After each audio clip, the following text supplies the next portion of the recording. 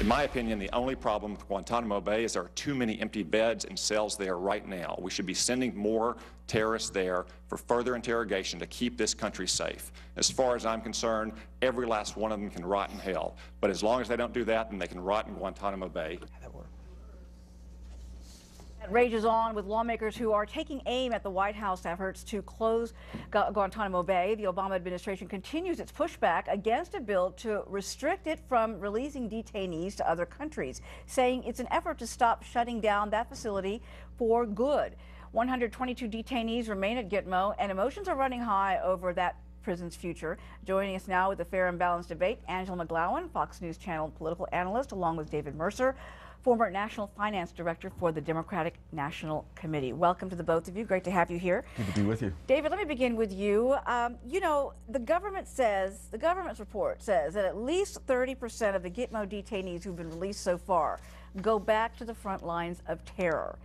That said, given what's going on right now, what's at play with ISIS, Boko Haram, other terrorist networks, where we're actually witnessing incredible atrocities, what's the rush to close this facility down right now? Why do it at this point? Why not wait? Well, first, I don't think there's a rush, and there's an incredible vetting process that is done in conjunction with the Congress in the release of those that have been held at Gitmo.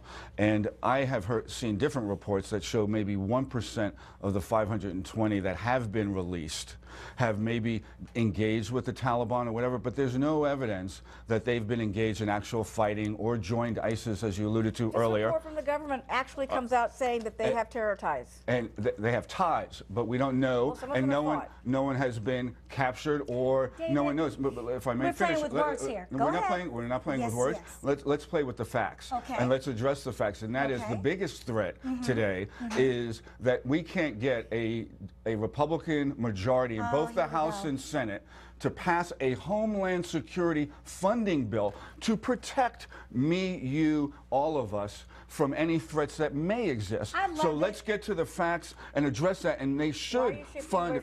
I'm not shifting it to answer Uma's question. I'm not shifting away from terror or from Homeland Security.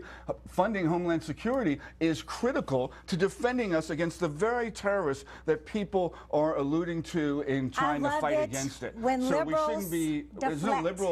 There's no money there because your government, your Republican Party, has not put forth the money to fund our security apparatus. Okay, to answer your question, Uma, why the rush? This president has 2 more years in office. He's been elected twice. Why now?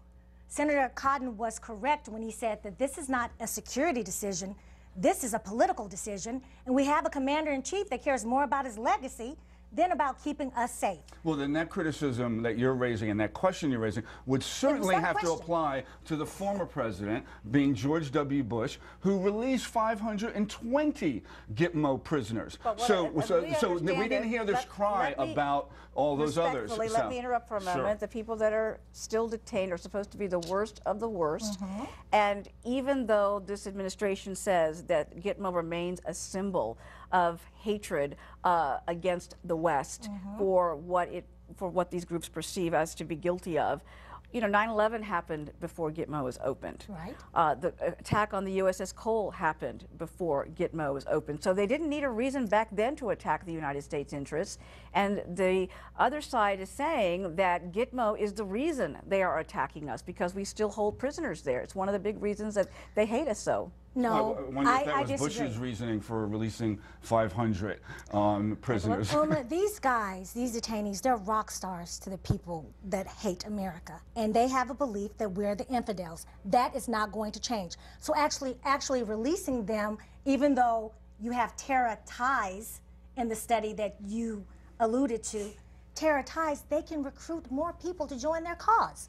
We should keep them there, and I'm with Senator Cotton again that we have some empty beds, so we should put more of them there. Well, that is contrary to what your president said before. Which my was, president, is he not your president? We're going to release. So is Obama your president and Bush is my president? Is that what you're saying? He was our president, but in particular your party. Okay, and in saying that, I am drawing the line that you have obviously within the party some contradictions. There are those that want to fill beds, and Bush was looking to All right, empty beds. I want to get away from Bush for a moment, because the reason... But that's, you got to look at it in context. But the reason the White House says many of these prisoners need to be released is that they can be tried through the civilian courts, and to release them in maximum security prison, hold them in maximum security facilities. The problem is no one wants a known terrorist in their own backyard. Yes. And that's the problem when it comes to holding these terrorists in American facilities. And yet, when we say we want to put them through our courts, we released 5 hardcore terrorists in exchange for Bo Bergdahl, and those guys never went through our court system. Yeah, and we're not trying, and nor is the administration seeking to go through the court system. They are in the process, as you alluded to, of releasing what they have already, 121 prisoners. There are still 121 left. But what about the person who was released, who served his time and then was released, and he's gone back to fight with the confusion and a terrorists? double standard. Yeah. And no, we should not have these people on our soil. A lot of security advisors and a lot of security policy folks have said that if they're on our soil, if they're in our prisons, we could probably have more terrorist attacks. But they're so not. keep them contained. Another argument is the fact that it's costing too much money. Well, close down the soccer field. Close down the areas where they have their food, let them eat in their cells, and let's not give them a special menu. Let's treat them like we treat people in our super prisons. No, but the point being is that they're not coming onto U.S. soil. They're going to other countries. I have to end it there, folks. We're out of time. Good debate, as always. Good to see both of you. Thanks so much for joining us. Appreciate it. Thank you.